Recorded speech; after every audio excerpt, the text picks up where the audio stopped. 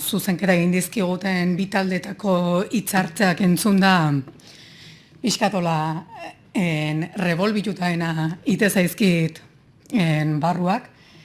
Igual izan leideke emakume bezala, izan liteke udal arduradun bezala, ez, jaso ditugun kasu apurrak etortze zaizkigulako burua, edo gure talde feministatikan jaso ditugun kasuk etortze zaizkigulako burua, ez da, eta hau entzun da, beraien lekun jartzen naiz eta mina sartze zait. Aipatzen da hemen salbuespeneko egoera badala, ez da? Beraz, hartu beharreko neurriak bai salbuespenezkoak direla iruditzen zaigu, ez? Hitzak beak esaten duen bezala.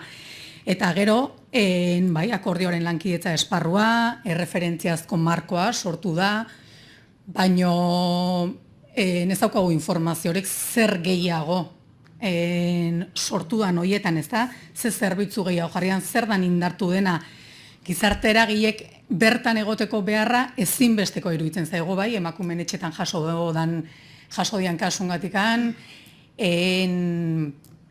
mugimendu feminista jaso ditun testigantzetatikan, gertutasuna eskaintze duten gizarte eragileek dialako, ez da, bizipen horiek dituzten kasuekiko, arrazoi ezberdinengatikan, ez? Askotan instituzioke bai, kosta daite zaigu bere eta pauso ematea, eta beste gertutasun bat eskaintza egutelako hauek, ez da? Eta orduan, ezinbesteko iruditzen zaigu, sortuta daudentan da, sortu diren egitura berri horietan hauek egotea, ez da? Eta hemen dauzkagun datu bakarra dira, emakundek esan diguna, salaketak ez dutela gora egin, baina hori ez da datu bat, esateko zerbitzu gehiago ez ditugula behar, bai? Ez ditugu esan, ez da zenbat gutxiago egon dian, ez da? Ez daukagu informaziorik, eta horretaz gain, baita ere emakundentzako lan egiten duen aholkulariak norma bazkezek esan dakoak dira, ez da?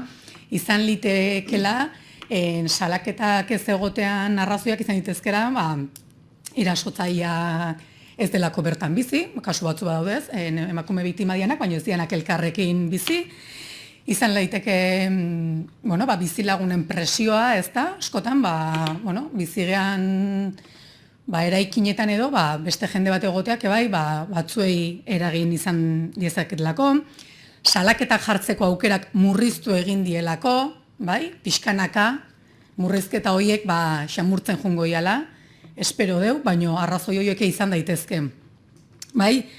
Baina hala eta guztiz ere, eraiak izan diren emakumeak badaude, konfinamendu garaian, bi kasua diz ezagutzen dugu, eta salaketak bat aipatu da, baina nik bilagunakoa dakit, bidanian ebai jaso dugu, Otxarkoagan, Arrigorriagan, Erandion, Deustun, Bizkaian, zenbait okitan, Gasteizen bertan, atera dia, Datu ofizialak ez dauzkau baina prentxan jaso ditugu, gertaerak hor daude.